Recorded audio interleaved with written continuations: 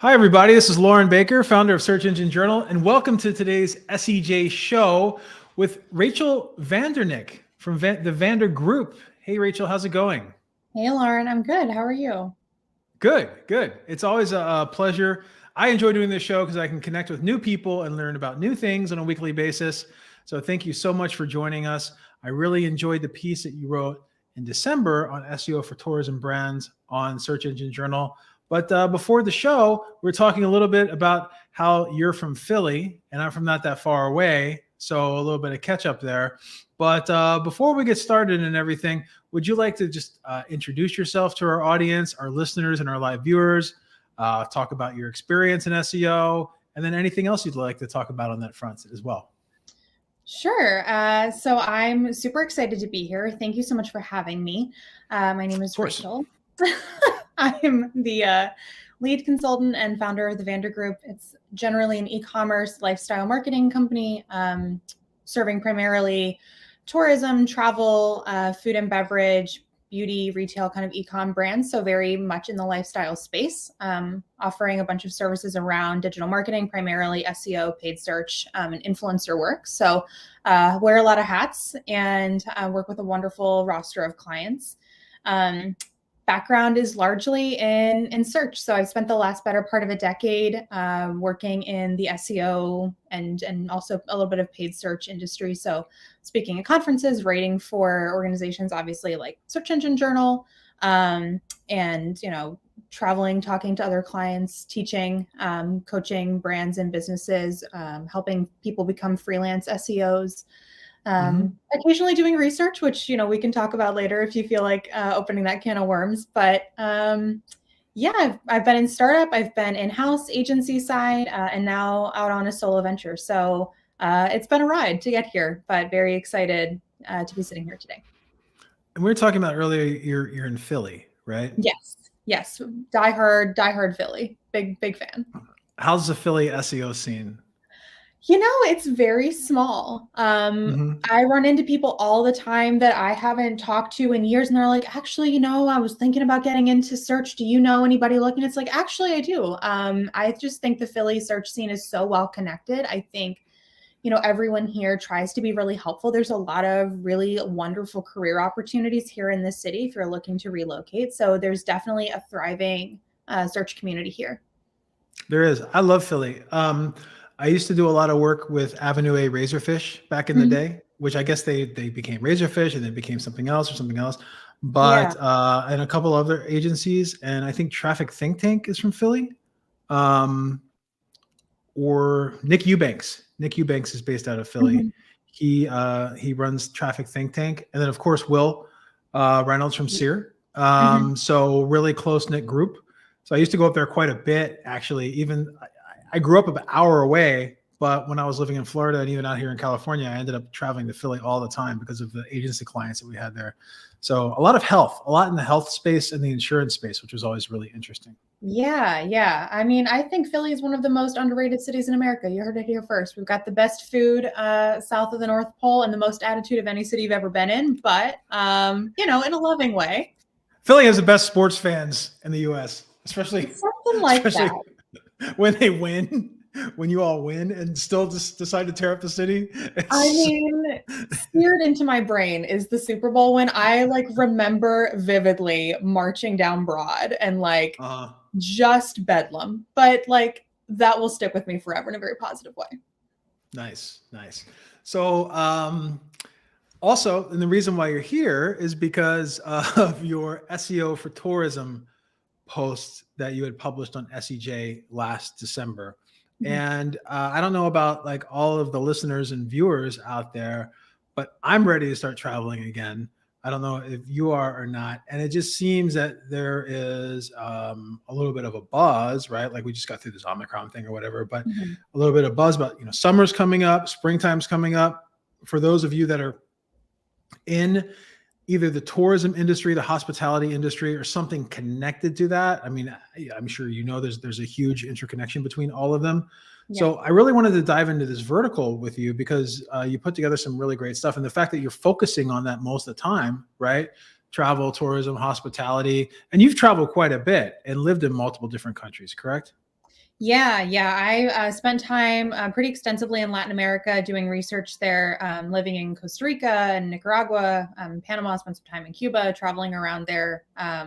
Philly's home, but, the world's a big place and lots to explore. But yeah, I mean, you're right. There's a ton of interplay between hospitality and tourism. And obviously all of that is still coming back and, emerging kind of out of this post-COVID world. But, as we approach kind of what I unofficially call the kickoff of travel season, being like Easter weekend. Lots of travel being forthcoming for many people. So now that travel is kind of kicking off again, like are the companies that you've been working with while they've been going through the past 2 years, is the same exact strategy that they may have had previous, like in 2019, 2018, 2019, going to work in 2022? What are some differences that you've seen in the search environment and the SEO environment and the information that people are looking for from a user intent perspective behind their queries that tourism, travel, and hospitality companies can now adapt or maybe revamp their strategy around?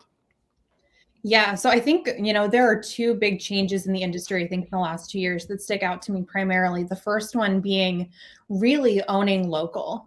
So many organizations, whether you're tour companies or GMOs or airlines or whomever, really were interested in capturing international travel or, foreign sides of the country, like far-flung West Coast, East Coast, Hawaii, Alaska, really, adventure travel on the perimeter. And in the last 2 years, we've really seen close to home travel and close to local travel reemerge as important, because when there aren't the influx of people from other cities or other states or other countries, the backbone of travel is and has always will be the local community. And so that's something that really has been reinforced as just of paramount importance. As far as the biggest trend that I've seen in terms of where search behavior is different and where queries have really diverged in the last couple of years is the need for flexibility. I mean, you see now almost on every marketing campaign, for whether it's a cruise or whether it's airfare or whether it's, accommodations, flexible booking, free cancellation, 60-day refund. And consumers are demanding it, because in a world where we've been kind of at the whim of, other cities or other states or, travel restrictions or lockdowns, people's travel plans have been, totally changed. And the need to keep something flexible, the need to be able to book something flexible, even if you have hope that you won't need it.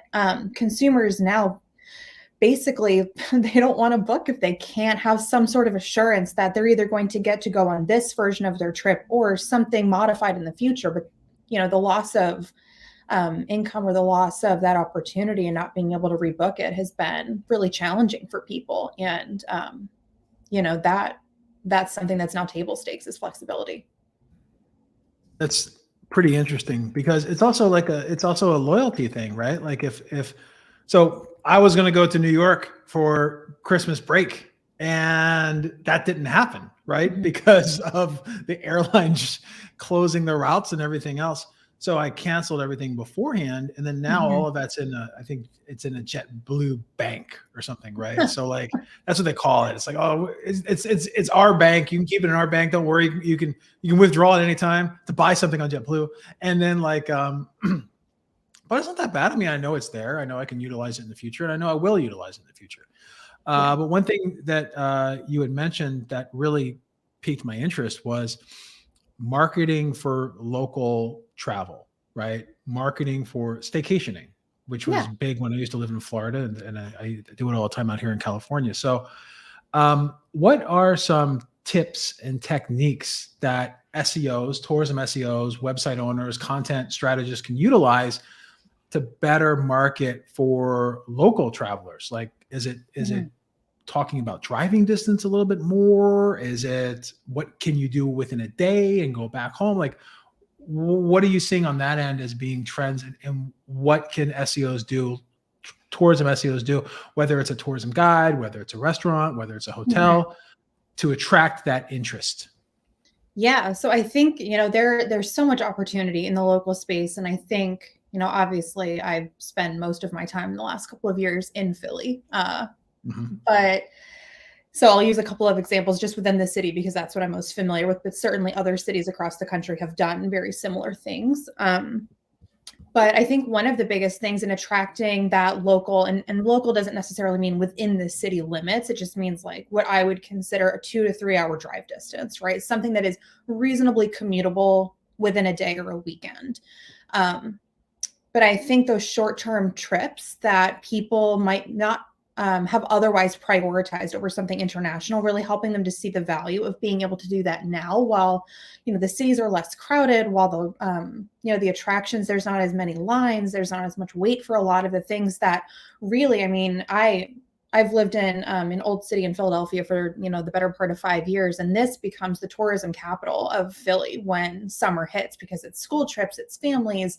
The line for the Liberty Bell is around the block and it takes hours to go through some of these attractions. Now, you can basically walk right in. The museums are so spacious. There's so many different restaurants that normally have a wait list or super, super hard to get into that suddenly have availability. So for locals, I think it's helping them see the appeal of either visiting their own city and playing tourist and doing some stuff that maybe they wouldn't normally, or helping them to find things that are off the beaten path. So whether that is a museum that maybe is newer to open that they haven't gotten a chance to go to, or an attraction that's normally really crowded that maybe they don't feel like waiting in a line for, or don't wait for like tickets to come released if they're on like a release schedule, or, if hotels tend to be pricey during the high season, using that as the excuse, okay, while it's returning, while everything is coming back, use that as your incentive to book a lower ticket room or something that's going to be a little bit more affordable on the off season. As a local, you have that advantage to play time in your favor if you're not competing with, everyone else who's coming into the city at the same time. I think some of it too is creating packages that appeal to people who might have done the thing that you're trying to sell already, but to do it differently. So, for example, like one of my favorite restaurants in Philadelphia is called Forsythia, and they I got married there. I'm obsessed with this place, but this restaurant does like disco parties. They did it for New Year's. They did like a 70s disco party to bring in their local crowd and celebrate all together, doing something different that was, totally different than just a dinner. It was like dinner on roller skates and a vibe for 8 hours and a champagne toast. And it was very cool to do something that was so close to home and so local. That's just not going out to dinner. A restaurant that finds a way to host an event that looks and maybe feels a little bit different. It's ticketed so they can control the amount of people. Still a restaurant, but it's a totally different experience than maybe one you would have been to in the past. And there's so many places that are doing things like this, whether it's, introducing new tasting menus or using this time to really think about the way that they deliver an experience. I think that if you're a travel or a hospitality or a tourism brand, I'll say one or multiple of those, but they're kind of all interchangeable in this example. I think this is the time to think about how do you reimagine the customer experience? How do you redeliver something and pique local interest in a way that underscores the value of staying around here and really engaging with the community around you? And how do you reinforce that to people who maybe are a little bit jaded by where they live and don't think it's as exciting as, when they first moved to a place? Certainly. Oh, go ahead. Oh, in terms of experiences, right? Experiential events that are happening at these. So as soon as you said that, it reminded me. Whenever I go to Open Table now and I try to make a restaurant reservation, there are it will highlight restaurants with experiences, which is really interesting. And Open Table is a search engine, right? It's a search engine for finding restaurants. It's a very vertical search engine. So by identifying first of all, there's a need for it, right? So it sounds like you can go into Open Table when you're setting up your account. You can identify that there's experiences. There's also I was just doing some queries on Google looking for kid-friendly resorts, right? So one really cool thing about Google is that I can search for that and I see my kid's not a baby, but I can see a little stroller next to all of the resorts or hotels that are kid-friendly. We're thinking about going to Mexico. I don't want him to go to a nudist resort in Tulum, right? Well, my wife's like, we got to go to Tulum. I'm like, we'll see. Right. We'll see what we can find there. It's kid-friendly. But point being is that there's a lot of attributes that people seem to be looking for, to your point, Yeah. that necessarily were not like front and center previously. Like I know Yeah. like Airbnb made a big experiences push even before the pandemic. Totally. So when someone's staying in, like if they're staying in LA, they can go to downtown LA. They can have someone, they can drive around with a photographer that will take pictures of them in front of murals and things like that. There's all kinds of experiences they can sign up for. So it's really interesting that you bring that up, especially on the local side of things. Well, and Airbnb, I So think, is a great example of that. They really leaned into local experiences. Even in the height of the pandemic, they had a whole like weekend planner in there for a while that was like highlighting the cities. If you had your location services on, it would pull up areas that were within a 2 or 3 hour drive that were either offering like rental deals or that they had experiences that you could just drive to do the experience without actually booking an accommodation. And that, I mean, brilliant, just fantastic. Nice, nice. So if I'm a hotel owner or a bed and breakfast owner or a restaurant, and I really want to get this information out there in Google, right, for people to be able to find it, and just not just Google, like we were talking about, like vertical engines. So let's say OpenTable, Facebook, YouTube, things like that. What are some ways from a content perspective that content I can get ranked on these? Like, what should I be doing when I'm producing that content, whether it be written content or video content or anything like that? Do you have any tips on that end? I think that the number one thing that I see brands doing that the information's there, you know what I mean? It's on their website, but it's not surfaced to their homepage. So if you're offering specials, if you have reduced or adjusted hours, or you're doing something as a limited time run of something, the homepage is going to be the entry point for most people's experiences on a tourism's website, on like a tourism brand's website, whether that's e-com, whether that's a hotel or a restaurant. Like most of the time they're coming on your homepage. And if so, like, don't just surface it on the about page or on the menu, like put it in text, make it readable, take it out of a PDF, like put it on the homepage. I know that that sounds so basic, but so many people just still aren't doing that. And like, make sure you're like, if you are a local business in particular, making sure that that's on your Google My Business listing, making sure that like all of that is maintained. There's so much of SEO that I think is like shiny object syndrome, where like we want to do like, you know, the new roll out of this, or Google said it's deprecating that. And it's like, we forget the basics, the absolute mechanics of SEO that make everything work. Like no amount of icing fixes a cardboard cake. You know what I mean? Like it doesn't work if the basics aren't there. But I think too, it's like, you know, what could you do to repurpose and repackage some of that content? So if you're a hotel, could you partner with a restaurant to create a neighborhood guide? Can you leverage relationships in this industry? You know, tourism is so relationship driven. It is so centered around not just the experience of your brand and your business, but of other people's experiences of your brand and neighboring businesses. And I think that there's a really collaborative approach that hospitality brands have that really in other industries is just different. Hospitality and tourism are so, I think, complementary to each other that, you know, leveraging one site and their authority and their prestige in a particular market. And I don't mean authority in this case, like, you know, domain authority. I mean more like they can speak intelligently about a topic or own a particular space and travel. You know, you have to clarify on SEO talk. Offline domain authority. Right. Well, you know, you got to clarify in this particular setting, but I think there's so many ways to leverage those partnerships and create content that is really meaningful to people. And, you know, starting ahead, I see so many businesses that are thinking about creating what to do guides or experiential guides, you know, for summer. And they're starting this project in like May. And they underestimate, you know, how much planning goes into trips, particularly if you're traveling with children. You know, the research phase of travel is so much longer. Though we talk about, you know, and I'm like drawing a little bit of an analogy here, so just run with me. But like we talk about so much of the search intent being in those long tail keywords. Travel mirrors that behavior exactly. So much of travel is in the planning and the ideating and the romanticizing, the thinking and the organizing, the logistics of it. And very little of travel is in the click buy or the click book. And if you are really only trying to generate content and improve rankings when you're expecting people to book, you have missed an entire season of planning and ideating. And people are planning their summer vacations right now. They're putting in for their PTO like now, and they're thinking about where they want to go and what would they like to do, and they're budgeting and they're doing all of this pre-work before they ever book. So if you're only trying to meet the consumer at the moment of purchase, In travel and in tourism, like you've missed the boat, pun intended. Like you're not going to find those consumers because they haven't been able to account for you in their plan. They might do something super last minute. They might book a table that's open tonight at a restaurant that had a weird seating that like they can make work. Or if they have a rained out day, they might like book a last minute attraction ticket, but you don't want to be someone's backup plan. You want to be, objective A. And that's hard to do if you start really late in the game. So travel is one industry, and I'm trying to think of some other parallels. It'll probably come to me later, and you probably know some.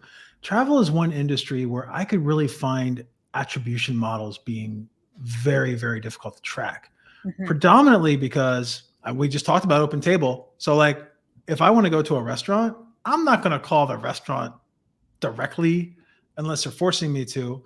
Or I'm not going to try to, like most on their sites now, they tell you to go to Open Table or to Resi or whatever. So I'm going to make that's not the point of purchase, but it's a step in that process, right? And it's an attribution. It's an attribution in that process as well. Now, I may have found the restaurant site first on Google. I may have searched for best French restaurants in Philly and found whatever restaurants it is, like Chez Philly. And then I go to Chez, and then I go to the site, and it's just PDFs and stuff like that. So I'm like, I'm going to go to Open Table and see what's really on the menu. So I go to there and I see what's going on Chez Philly. And I'm like, okay, I'm going to book it here. Right. And then I have to go I need a hotel. Right. So I search and I see all these hotel websites, but you know what? I'm going to go to booking.com, which also owns Open Table, by the way. And I'm going to go to booking.com, or I'm going to go to Travelocity, or I'm going to go somewhere else. And I'm going to make that booking there. So how difficult is that at the end of the day for travel and tourism companies to properly attribute organic search back to organic search even if the first touch point is or is not their owned website or their GMB profile or something like that? If the user is going to the customers going to all of these different marketplaces to find the best deal, Trivago, whatever it is, like how difficult is that to line up from a tracking perspective? I mean, well, first of all, attribution continues to be, an absolute bear for businesses in basically every vertical, right? Because consumers are in so many places. Like, a lot of my clients in e-com have the same questions, because it's like, okay, well, if they were on TikTok and they saw an influencer, but that wasn't a trackable link and it wasn't an ad, and then they come into Instagram and they see our organic channel and then they search for us, but it was a branded search. Where does that attribution belong? And then if they ultimately convert on direct, which God knows what that bucket's going to include, like, how do you begin to unpack this? And so attribution is just this really tough problem that a lot of brands are solving.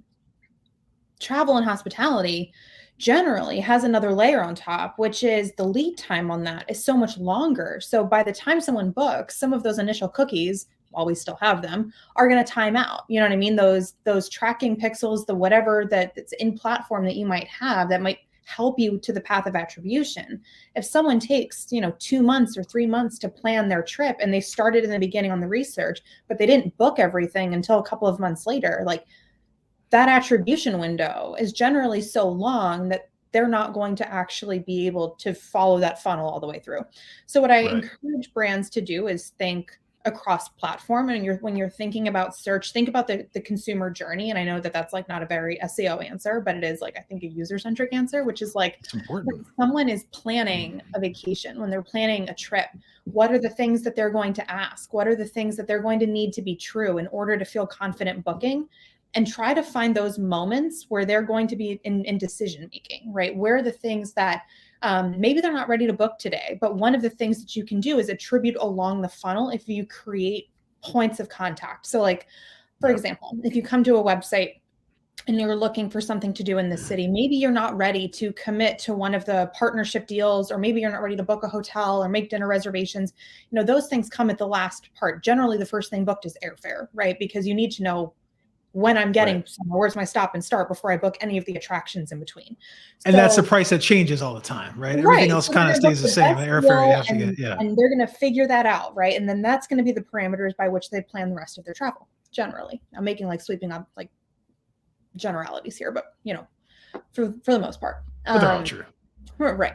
And so what I would recommend for brands is that you find something along the way that, okay, so it's not a conversion and that it's not like a purchase, but can you attribute things like they've signed up for your email list and that came in from search, right? Because you know that person might not be ready to book today, but they're interested enough to stay connected with your brand. Now, when they ultimately convert, they might come in on a more owned and direct channel, and that's fine. But I think part of attribution of search is finding different ways as they're moving through the consumer journey funnel, as they are thinking about the path to purchase and what it's going to take for them to book the various aspects of their trip. Where are the points that you can inject the brand to like intercede in that booking so that you can capture some of that attribution, even though they're not ready to metaphorically pull the trigger today and actually click buy or book or, reserve. But working backwards from that. And I think one of the things that DMOs can do in particular, right, is like track your outbound links on your site, put tracking on those for your partners so that when you send traffic repeatedly to their sites, when you send traffic to the hotels or the attractions or the restaurants or the whatever, they can see how important you are as a DMO to their brand, because that really underscores that partnership component. It really helps them understand like the value of that relationship as an advocate of your city or of your state, or of your country. We have like American US travel brands too, right? That are national level brands. And I think that there is this cooperative aspect of that. That's, we get so hung up on tracking our own user end metrics that like there is this bigger ecosystem that travel is a part of. And I think that, not just optimizing for Google search, but thinking about these periphery engines, thinking about the different places, the different local guides, the different like subsets of content or, the vertical engines that they're going to encounter before they book. Like you can't just optimize for search in Google. Like consumer search and travel is such a big industry that it has to be thought about in a much broader lens. Kind of reminds me to an extent, and I don't think travel's gotten here yet, but maybe it could in the future. It reminds me to an extent of accelerated purchasing buttons within like Shopify, right? So you're going to buy something, and who has the time to get up and go find their credit card and put the numbers in? Nobody. So like when I see that there's like Apple Pay, PayPal, whatever, I'm like, boom, right? Fantastic. Sure, the merchant's losing some of that revenue. I'm sure they're holding it for a while before they're transferring it over to the bank or whatever. But it's very similar to what it would be with booking through a travel site, I would imagine, because if your travel site of choice has your information saved, right? No one wants to fill in redress numbers and male, female things and their birthday when they're booking an airline ticket either, right? So the ability to have all that saved really helps. And then just to clear up, DMO, what does that stand for? Yes, a destination marketing organization. So they are generally organizations that represent a city, a state, or a country that their job is to be the marketing agency basically of that city. So, whether that's Destination DC or Visit Philly, Visit Florida, Visit Orlando, Visit California. There's kind of two tiers. There's generally a state in the States, right? There's generally a state level, a city or a county level, and then a macro level like Travel USA. Like there's this kind of like cooperative umbrella that they sit under. Cool. Actually, one reason I ask is one of my first clients was a DMO. It was Baltimore.org, Visit Baltimore. And we would work on things like, I think the Ravens had started then, and Edgar Allan Poe's house, and just like all these little things around town that people could go visit. And I was just checking out their site earlier, and it's like much better than it used to be. But it is kind of cool, right, to be able to put all of that stuff in the one location, and it's typically a nonprofit or whatever, right? Like run by the city. So we are live right now, by the way, and I'd like to take a moment to thank InMotion Hosting and SEMrush for sponsoring today's episode of the SEJ Show and really making this possible. So thank you, SEMrush and InMotion Hosting. Also, since we are live, if you are currently viewing on Facebook, LinkedIn, Twitter, or YouTube, and you have a question for Rachel, please feel free to type that question into the comment box next to the video, because we can actually answer these live. And if you're listening to the audio version of the podcast, which is going to be published in about 3 or 4 days, then too bad you didn't have a chance to ask any questions. make sure you tune into our next live video one before listening to the audio one as well. So we did have a question that came in from John Balasis. Hopefully I pronounced your last name right. John asks, do you have any tips for a yacht charter broker company? So yacht charter company to combine multiple promotions. So the destination, the boat, the food on board, water activities, things like that. Any recommendations on that side to put together that experiential package and how it would work for a yacht charter company? Yeah, I think one of the things you could think about is creating kind of like a how-to guide. So most people like probably don't know what goes into renting a boat, right? So there's this like threshold that you have to cross first. That's like, how does that even work? How do I rent a boat, right? So before you get into like, you know, best food on board yacht charters, it's like the more macro question here is like, can I rent a boat? How do I do this? Like, what are the steps taken? And you can start to plug some of those steps that they're going to have to cross. I think this is a really great place to utilize a blog on the site because you can talk about all of this in detail. Those things will naturally generate links and become a really evergreen resource for your site. So I think that that's super important. I don't know that it's a matter of, saying rent this boat over that boat, especially if, more than one boat is available by more than one charter. I think it's how do you help the person best understand the process by which you actually charter a boat?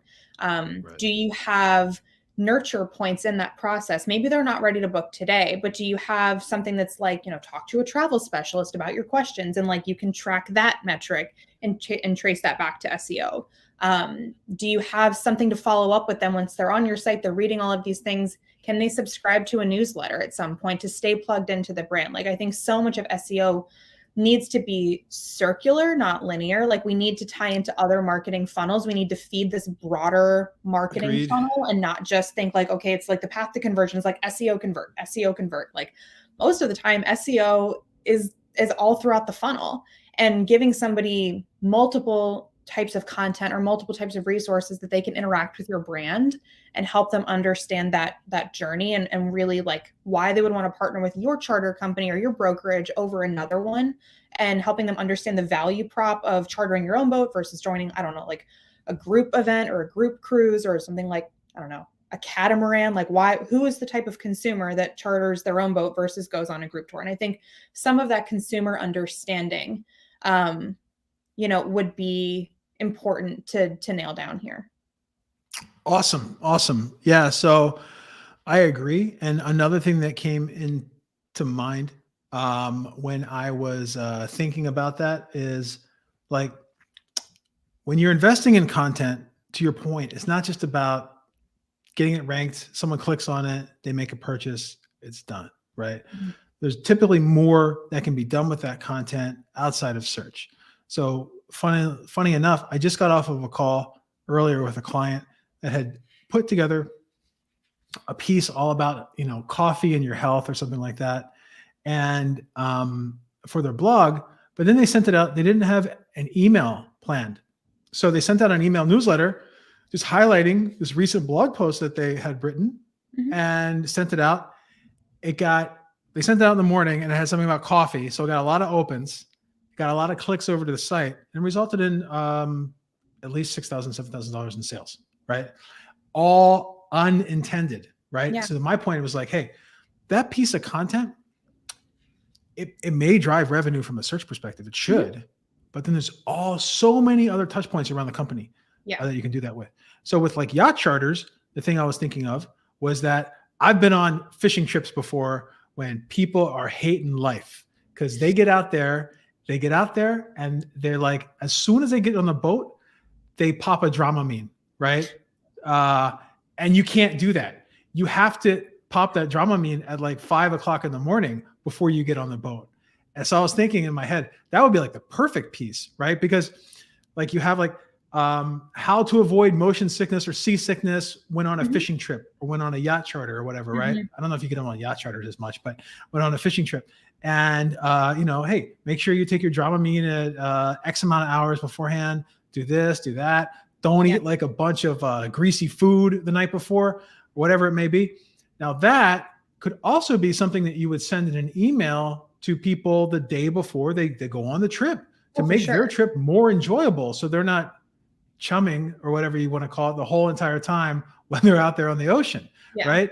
And there's a bigger chance that they'll want to come back and maybe utilize your services again because they've had an enjoyable experience or their clients have enjoyable experience or things like that. I mean, this is very speaking from experience. I've seen some people really, really having a bad time on a fishing trip. I mean, bottom line is like you as a travel brand, regardless of what type of brand you are, you want your consumer to have a good time. And I think, you know, making your content work hard for you and not just thinking about it as a ranking, but thinking about it as a way to nurture the customer experience, as a way to help lead them down the path to purchase, especially if you intend to have them purchase one day, but they're not ready to convert today, right? There's so much that content can do that takes people through that journey. And I think that, you know, your example is a perfect one. It's how do we use this content that we've developed for people that have already converted to help improve their experience while we're also trying to use it to help people into our funnel to want to have this experience with us if they're still in the comparison stage.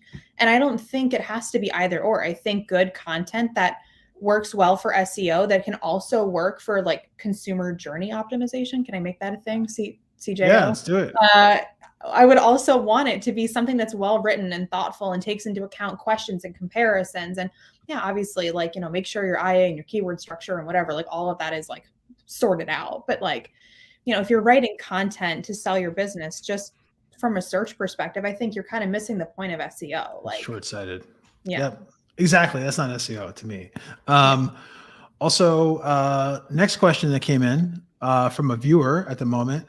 I don't know if this is your name, Hobby Tourista, or if you're it looks like maybe European-based tourism company, but it's a good question. So how important are backlinks from unique travel blogs and or local sites for travel SEO or tourism SEO? How important is it to get links and other citations from travel blogs, local guides, whatever it may be? So, I mean, I think it's pretty well understood that like links are a factor in ranking, right? Like backlinks matter, traffic matters, referrals matter. But I think when it comes to a tourism site, so much of how people find that could be referral traffic. And so when we think about links, you know, I think about this in terms of whether or not that person could find this content another way. And if it's a niche travel blog on a super niche site and they're mentioning your product or your tours or your experience, they might not be searching the super niche set of keywords that got them to that post. And what I think kind of the underscored question here too is like, does multiple languages need to be referenced? Do we need like multiple types of links in that way? And I think like if you have an English speaking consumer, then you probably want to be focused on English speaking blogs and English speaking sites. Like the backlink profile to me is less the question than it is like, how is somebody, because it's not just Google that uses those links, right? Like it's people that use those links to get from one site to another. So beyond the linkage and helping Google understand like, you know, the architecture of the web, I think there's this more important, arguably, characteristic of helping somebody who could potentially be interested in your product find it. And that way I wouldn't worry about like a link from a site to your site if it's not in the same language or if you don't have a corresponding version of that site, because the odds are that the majority of your consumers are going to be looking at content in the language that your site is in, not in a foreign language and then converting browsers or converting usabilities into a different language of the site. I think makes perfect sense. The question, but I could be wrong. Makes sense. And thanks for jumping on the multiple language component of that question as well. So I saw that Hobby added that to the comments. So that's great. Next question that we had come in from Jose. Jose asks, what are the differences in strategies behind, I guess, normal travel and then luxury travel that you could see or you could recommend someone focus on?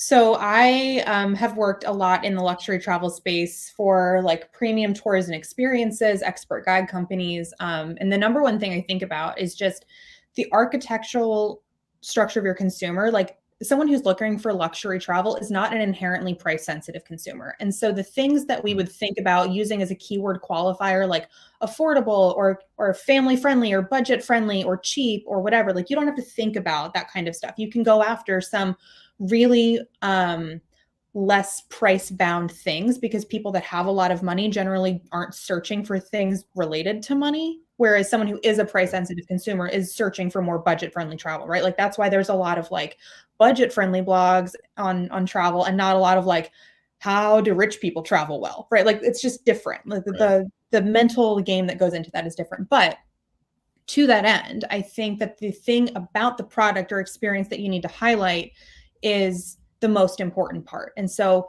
people with a lot of money who are prepared to spend it on travel, because, you know, arguably it's, I think, one of the best things you can spend disposable cash on, and I'm biased there, of course, but they want to know that they're getting the best of whatever is available in market. They want to know that that premium experience doesn't just translate in price tag, but it actually comes out in the product. So when you're thinking about how do you appeal to that type of consumer in search, like, of course, yeah, you want to, you know, target things like luxury, because if you're looking for something premium or if you're looking for something elevated or exclusive or private, that's important. And pulling in those keywords that speak to that experience, that exclusivity, that gets at the same thing as someone who's searching for budget travel would want to highlight, right? If you're looking for luxury travel, they might not be searching by the word luxury or expensive, but getting at something like private or behind the scenes or after hours or early morning, where there would be like, you know, pre-open or you know, extended period time. If you're trying to go into a museum after hours, that's a luxury experience that someone isn't necessarily searching for by luxury,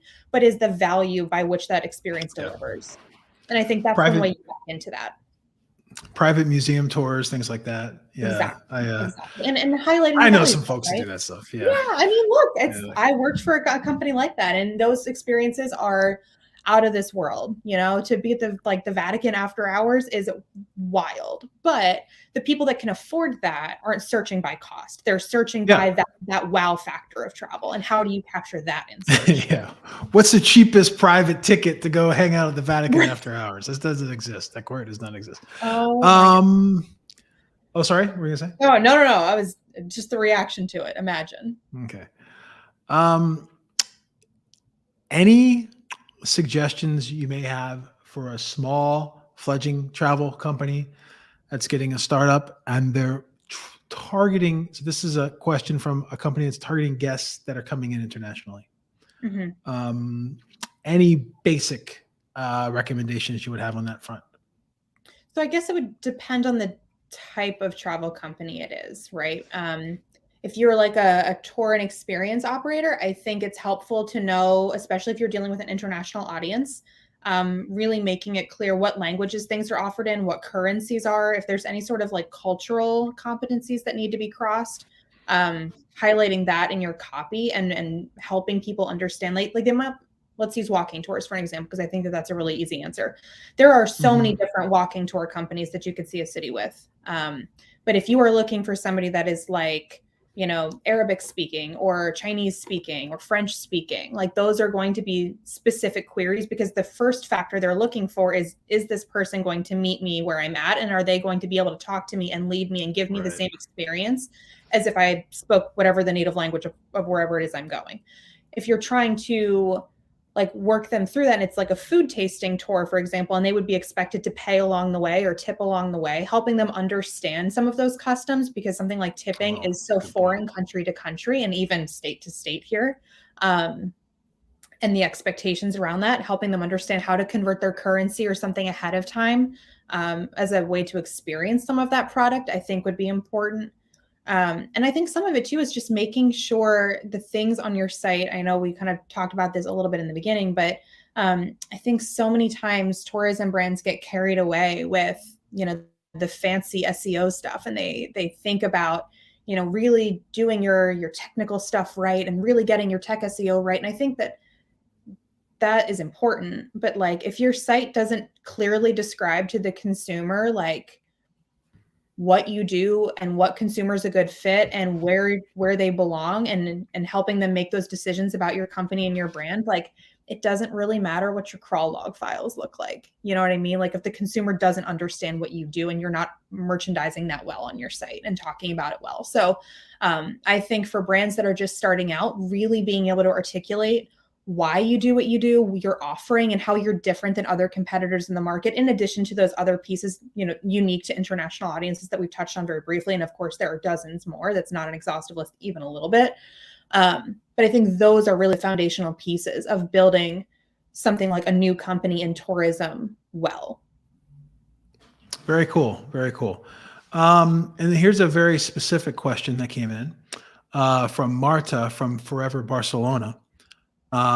Just to give you an idea of the city that we're talking about here. Have you been to Barcelona, Rachel? I have not. It's actually my number one city that I'd like to go to that I haven't been. So I am looking forward to this question very much. I was there a couple of years ago. I love it. First time, like the architecture, just the it doesn't feel like the rest of like the combination of Gaudi and Vermouth. I'm here for. All righty. So Marta has 3 different full day tours that are available on her website. The first, I'm going to summarize this because it's a very, very long question. The first of the tours is a walking tour, which is a full day walking tour. The second has a private driver for the entire time. So you have a full day walking tour, a private driver tour, and the last is half day walking tour followed by a chauffeured tour in the afternoon. Okay. And Barcelona is a very, very big city, by the way, with lots of different stuff to see. And it's all like at different parts. So you got like the beach over here and the aquarium, and you have the Gaudi here, or left Sagrada Familia or whatever here. So anyway, point being is that she's seeing hardly any searches for full walking day tours. But for things like half day tours or morning walking tours or evening walking tours, the ranking. The problem is they have so many pages on the site. Again, I'm kind of summarizing and paraphrasing here. So many different pages on the site about these tours and walking tours that Google keeps ranking them randomly and not powerfully enough. So I've seen this as well. When you have pages that are about the same topic, you have a little bit of cannibalization going on. Yeah. You'll be up here, you'll be down here. They'll be competing. They'll be bundling. They'll be on page 2, etc. So should she no index 2 of them and focus all the efforts on one of the pages, all about the full day tour, or should she keep trying to find a formula to make Google rank each tour separately for different sets of keywords? So this is my opinion. This is not me in your business telling you what to do, like caveat. If it were me and it were my business, and it's not, but if it were, I would not no index your primary content. Anything on your site, you want Google and users to be able to find an experience, in my opinion. And what I often tell clients and have clients go through an exercise with me is building kind of a keyword editorial map where we take, and, I've worked in tourism where we've had, 90 products in a city, right? There's only so many ways to say things differently without some sort of structure. So when we think about kind of deconflicting keywords and working against cannibalization here, I have clients develop this keyword editorial map where we really break down the keyword strategy of each page. And we talk about content notes on how we can make this product different and how we can make the value prop of this product different, and who is the person that might be looking for an all-day walking tour versus somebody that's looking for a half-day walking tour versus somebody that just needs a chauffeured tour. And how do we talk to that consumer, and what are the types of things that they need to know? How are these tours different from each other? Obviously they are. You offer 3 of them rather than just the one. And so really finding a way to separate out the keyword strategies, really working on your, I think, internal links and internal organizational structure to help Google and users understand which of those might be a better fit and how they're similar and different. For some, that's maybe a full day car tour or a half day car tour. This could be something like, is it an issue of accessibility? Is this an issue of, how do we help someone move through something? Maybe you don't title a full day car tour like that, you title it something like, accessible tour of Barcelona, right? You find a different way to call something what it is to help someone understand the use case behind it. So it's a labor intensive exercise to take down your site and do this type of structure, because it requires keyword research for every page. It often requires, redoing your internal links. It requires, oftentimes rewriting copy. And that's really can be a labor intensive process, but it keeps your content visible to Google. And I think, and users, and no indexing to me is like, I've been a part of a site that was accidentally no indexed when it was supposed to be on one page. And it was on the like that. I talked about it at Brighton a couple of years ago, and that was just a mess. But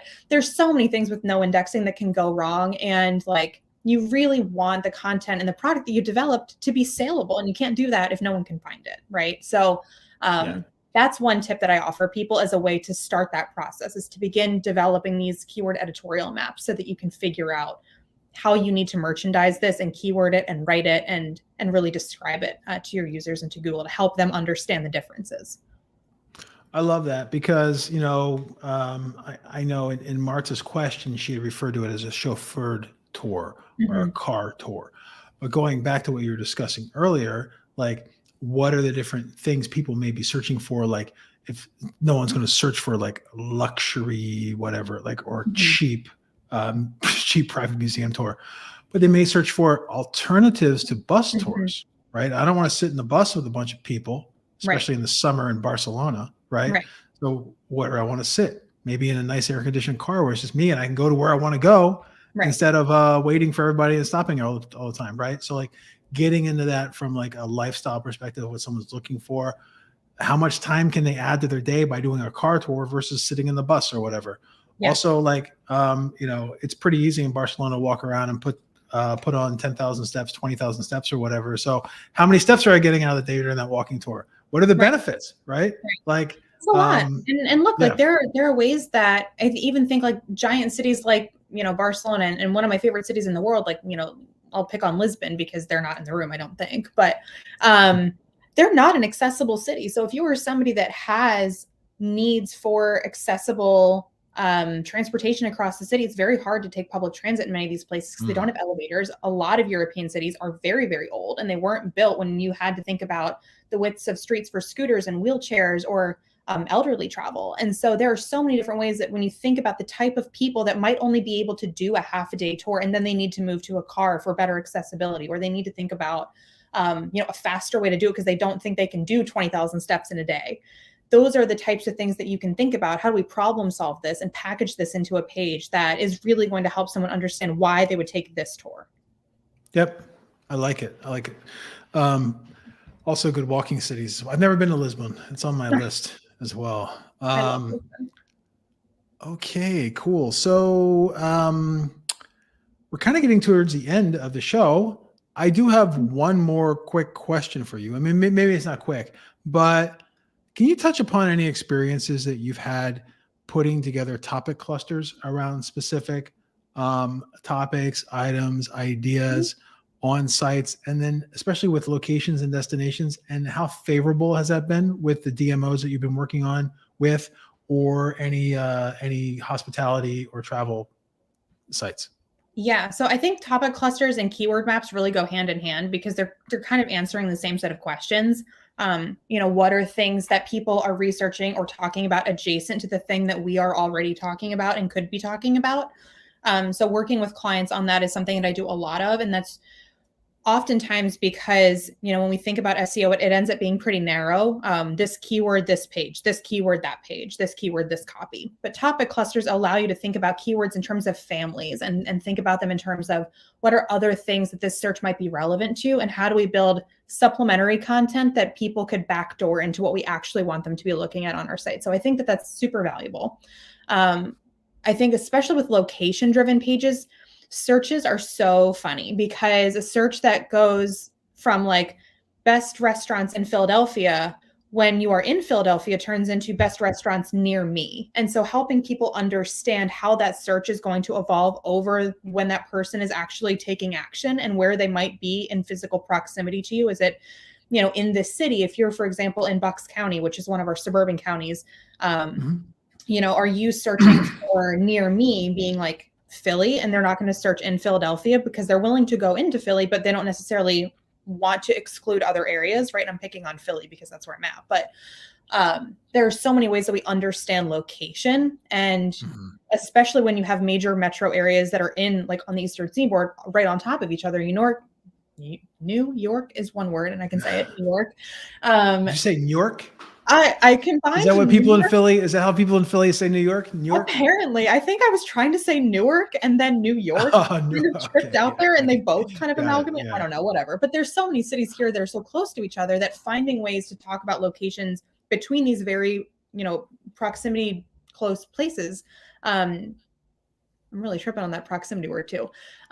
These are really tricky. And so helping users find other related content, right? Is it best hotels, or is it your hotel guide to Philadelphia? Is it best hotels in this neighborhood, right? Those are all things talking, if you're a hotel brand, on someone looking for your product in a particular place, but they're not all asking the same question. And I think when we get at topic clusters, that's the kind of thing that we're looking for, is how do we tie all of these different things together? And how do we, as one brand, talk intelligently about all of these things? Because our brand really could be the answer to all of these questions, but we need to put together more than just one page with one keyword. Like the single keyword pages, much like the way of the SCAGs and paid search, I think are out the door. And we need to think about this much more broadly for user intent.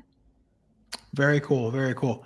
It has been a real pleasure hosting you today on the show, Rachel. I've learned so much about tourism SEO, and just like the more you talk about this, the more ideas I get. Like I'm just thinking in my head, even like when I'm searching for something, like I'll read the reviews. Like you go to TripAdvisor, you don't look at the pictures that the hotel put up. You put the pictures that the guests put up and all that other stuff. But like getting deeper into like the long story, like what to do around the area, best hotels to stay in. Do I want to get stuck in, if I go to Philly, do I want to get stuck on the Hyatt out there by the piers where there's nothing going on after 6 o'clock? Or do I want to stay in the middle of town where I can do really cool stuff at night, go around, things like that? So there's a lot of different options out there, and a lot of different, I would think that almost any, whether you're a reseller, like an aggregator on a local level, whether you're a local restaurant, maybe a privately owned hotel or something like that. There's so much you can do to kind of get that jump on what the larger corporate sites may be doing, because you really know what's going on in your neighborhood. Like you really know what people can learn around there. And I think to a degree, like Airbnb is one of the larger corporate giants out there, but they've done such a good job of getting that hyper locally targeted content from people that actually live there, giving recommendations on what to do and stuff like that. So I think there's a lot that can be done there. And then at the end of the day, you're just getting like more natural language content on your site, more long tail queries, everything else. And then people trust you at the end of the day too. If this hotel tells me, hey, this is a great place to stay because there's things to do at night, I can get food delivered really quickly, this and that, I might stay there again. So, because I trust them. If they tell me that and I go there and there's nothing open and there's no options except for room service, I'm like, nope, not going to stay here again. Right. So, and then something on the staycation side, just 2 comments I wanted to make real quick. Yeah. One, I was looking for a hotel yesterday, and I've noticed that with the decline in, I guess, large travel and then more staycationing or whatever, like a lot of the Hampton Inns and places like that, they're charging for parking now, which never happened previously. So it's really interesting to see that. And then 2, I do have a friend that has a tire shop here in town. And he was telling me that they had their best year ever last year. And then this year is skewing up as well because people are not flying as much anymore. They want to drive. They want to go on those family driving vacations, and they're stopping in to make sure their tires in their car are sound and stuff like that too. Yeah. So something you might want to think about, putting some brochures in the tire shop before someone goes on vacay or whatever. So there's a lot of periphery industries that tourism supports a lot. Or just geofence all of them with ads or whatever. So, but it's been a pleasure. Rachel, I dropped your LinkedIn here in the comments where people can connect with you, along with your Twitter, and then also your website. It's thevandergroup.com. It is. Yep. And I'm perpetually on the internet. I'm always active on Twitter. So if you have other questions, feel free to tweet at me and get at me there. Cool. So Rachel's Twitter handle is Vandernick R. And then you can basically, you're like me, you have a fairly pretty unique name, right? So people can find you anywhere. Yep. So that's always a plus. Yeah. So awesome. Well, thank you so much for joining us today on this Friday afternoon. I hope you enjoy the weekend. I hope all of you that are listening live also enjoy your weekends, and looking forward to connecting with all of you next week on the SEJ Show. We'll be diving deeper into different SEO tips, tactics, and tricks to make everything you do a little bit better. So thanks again, Rachel. It's been a pleasure. Thanks for everybody. Have a good time, and talk to you later. Thank you for joining us this week on the Search Engine Journal Show. If you liked this episode, subscribe to our channel for so much more and click the notification bell so you don't miss a thing.